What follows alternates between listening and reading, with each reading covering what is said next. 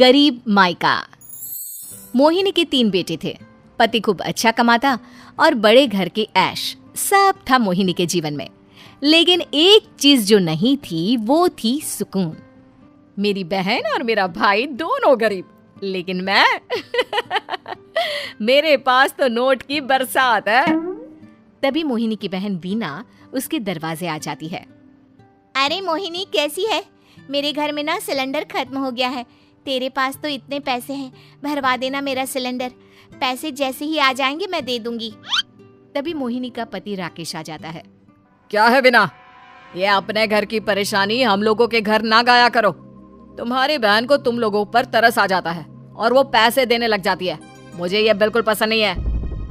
ओ जीजा जी, नहीं, मैं तो वो बस अच्छा मैं चलती हूँ। वीना वहां से चली जाती है। उसके जाने के बाद अच्छा किया जो आपने सुना दिया। अरे न जाने क्या सोचकर मेरे घर आ जाती है कि जैसे यहाँ तो भंडारा भरा है। अरे कितना तो दे दिया। अच्छा जी, जरा 1000 तो देना। वो बिन्नी दीदी है ना, उनके घर जा रही हूँ। उनका पोता हुआ है तो मुंह दिखाई दे दूंगी। हाँ, उन लोगों के आगे तो शो ऑफ किया करो। वो खुद को बड़ा अमीर शो करते हैं ना, दिखा दे कि तू भी किसी से कम नहीं है। हाँ जी, इसी के लिए तो जा रही हूँ। मोहिनी तैयार होकर अपनी बुआ की बेटी के घर जाती है, जहाँ उसके पोते का कार्यक्रम चल रहा होता है। वहाँ वीना भी आई होती है। अरे वीना, क्या जरूरत थी यहाँ आने की? तेरे घर पर गैस नहीं है तो वो भरा लेती। क्या करूँ मोहिनी, बुआ को बुरा लग जाता नहीं जाती तो। वैसे मेरे पास एक जोड़ा बच्चे का कपड़ा रखा था, वही अपनी चांदी के पायल के साथ देने जा रही हूँ। घर पर गैस थी नहीं, सोचा परिवार यहीं खाना खा लेगा, बाकी सुबह का सुबह देखा जाएगा। मोहिनी को बहन पर दया आ जाती है। वो पर्स से 1000 रुपए निकाल कर दे देती है। ले वीना, लेकिन पैसे वापस कर देना, तेरे जीजाजी हिसाब लेते हैं। मोहिनी भी क्या करती, गरीबी में बहन का सहारा ही उसके जीवन जीने का आधार था। फिर एक रोज, सुनिए, भाई के घर बेटी हुई है, मुझे माँ के पास जाना होगा। अरे उस घर में ना कूलर है ना एसी, कैसे रहोगी तुम? हाँ, वही सोच रही हूँ कि अकेली जाऊं, बच्चों को साथ ना ले जाऊं। चले जाओ, लेकिन ये जो तुम अपने गरीब परिवार से मिलने चली जाती हो ना, मुझे बिल्कुल अच्छा नहीं लगता। पता नहीं मैं भी कैसे मैनेज करती हूँ, लेकिन क्या करूं।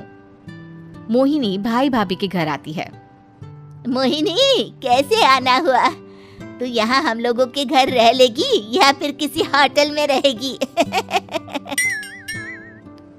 क्या हो गया है माँ? मोहिनी को क्यों ऐसे बोल रहे हैं आप? अरे तू नहीं जानती अपनी ननद को, पैसे वाली है ना, तो ऐड कुछ ज्यादा ही है। मोहिनी को माँ की बात का बुरा नहीं लगता है, क्योंकि उसे पता ही नहीं चलता कि माँ उसे जली कटी सुना रही है। वो भाभी की बच्ची के साथ लेन देन करती है और वहाँ से चली जाती है। उसके जाने के बाद, माँ क्यों आप मोहिनी को इतनी सारी बातें सुनाती हो? भाई का बेटा बोल पड़ता है। माँ, क्योंकि दादी जानती है कि बुआ के अंदर घमंड है। सही बोल रहा है मोहन। बहू भले तुझे ना दिखता हो, लेकिन मुझे और मोहन को दिखता है कि वो कितनी घमंडी है। मोहिनी मायके आती है, जहाँ गरीबी के कारण चीजें कम होती हैं। इस मोहन के बच्चे को काम पर लगा दो ना, किसी दुकान या किसी होटल में बर्तन धो लिया करेगा, कम से कम 4 पैसे और आएंगे घर में। देख मोहिनी, माना तेरे पास पैसा है, लेकिन तेरे भाई के दिन इतने भी बुरे नहीं चल रहे कि वो अपने बच्चे की पढ़ाई रुकवा कर उससे बर्तन धुलवाए। मोहन माँ की ओर देखता है, जैसे आंखों से बोल रहा हो, देख लिया बुआ का हाल। हाँ मोहिनी, बात तो सही है, लेकिन अभी मोहन को पढ़ना है। आखिर तुम भी तो अपने दोनों बेटों को पढ़ा रही हो ना। मेरे बेटों से कैसे कंपेयर कर सकती हैं आप? अरे वो तो कलेक्टर बनेंगे। हाँ, कल को वो मोहन को नौकरी में रख लेंगे, क्यों? मोहिनी कुछ दिन और रहकर चली जाती है।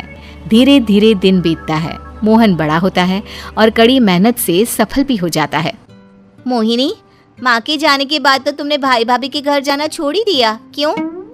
वो क्या है ना, उन लोगों का घर छोटा है, मेरे बच्चे जाना ही नहीं चाहते। पर तुझे क्यों अचानक मायके की बात याद आ गई? यार, मेरा तो मायका है, भाई भाभी है, मेरा तो आना जाना लगा ही रहता है। हाँ, क्योंकि तुझे आदत है ना ऐसे छोटे से घर में और कम पैसे में रहने की। वैसे क्या खबर है आजकल मायके की अपने? अब वो घर छोटा और कम पैसे का नहीं रहा, क्योंकि मोहन तो बहुत बड़ा आदमी बन गया है। फिर क्या? मोहिनी भाभी को फोन करती है। मोहन किसी बड़ी कंपनी का मैनेजर हो गया है क्या भाभी? क्या ये सच है? हाँ मोहिनी दीदी, अब तो हम लोगों के गरीबी के दिन कट गए। आपके भाई ने कोई अच्छे कर्म किए होंगे जो हम लोगों का बेटा इतना अच्छा कमा रहा है।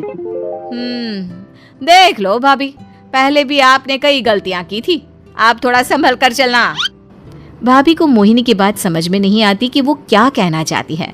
फिर एक दिन वीना मोहिनी से कहती है, मोहिनी, हमारा भतीजा मोहन अच्छा कमा रहा है, क्यों ना मैं अपने बेटे की नौकरी के लिए उससे बात करूं। अरे बुआ का बेटा है, ये सोचकर मदद तो करेगा ना। हाँ हाँ, क्यों नहीं करेगा, उसके बुरे दिन में तो हम भी खड़े थे। मोहन को वीना फोन करती है और अपने बेटे की मदद करने की बात करती है। हाँ हाँ बुआ, क्यों नहीं, आप सिद्धार्थ को भेज दें, मैं अपनी ही कंपनी में उसकी नौकरी करवा देता हूँ। दिन बीतते हैं, अब वीना के हालात भी अच्छे हो जाते हैं। क्या बात है वीना, तूने भी कार ले ली, वो भी इतनी अच्छी? हाँ मोहिनी, अपने भतीजे के कारण तो हम लोगों के दिन अच्छे हो गए। उसने सिद्धार्थ की नौकरी लगवा दी है, वो भी शानदार।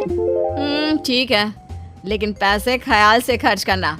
वो क्या है ना, पैसे आने आसान है लेकिन संभालने मुश्किल। मोहिनी घर पर अपने पति से बात करती है। देखो ना, सबके पास पैसे हैं, एक वक्त था जब मैं ही अमीर हुआ करती थी। लगता है कि ज्यादा दिन नहीं रह पाओगी, मेरी नौकरी को कुछ साल ही बचे हैं और तुम्हारे दोनों लड़के निकम्मे हैं। उन लोगों को बोलो ना कि नौकरी करें। तभी वहां मोहिनी के बेटे भी आ जाते हैं। अरे हमें क्या मोहन समझा है जो दिन रात गधे की तरह काम करते रहे। खैर, दिन फिरते हैं और मोहिनी के पति की नौकरी भी खत्म हो जाती है। मोहिनी क्या करे, थोड़े से पैसे में गुजारा नहीं हो रहा है। तो क्या करे, मेरी समझ में कुछ नहीं आ रहा। मोहन को बोलो ना कि वो इन दोनों के लिए नौकरी देखे, जैसे सिद्धार्थ के लिए नौकरी देखी है। मोहिनी क्या कहती, उसे अपने वो दिन याद आ जाते हैं जब उसने भाभी से मोहन को नौकर बनने की सलाह दी थी। क्या हो गया, क्या सोच रही हो मोहिनी? यही कि वक्त कभी भी किसी का भी पलट सकता है, ऊपर वाले से डर कर रहना चाहिए।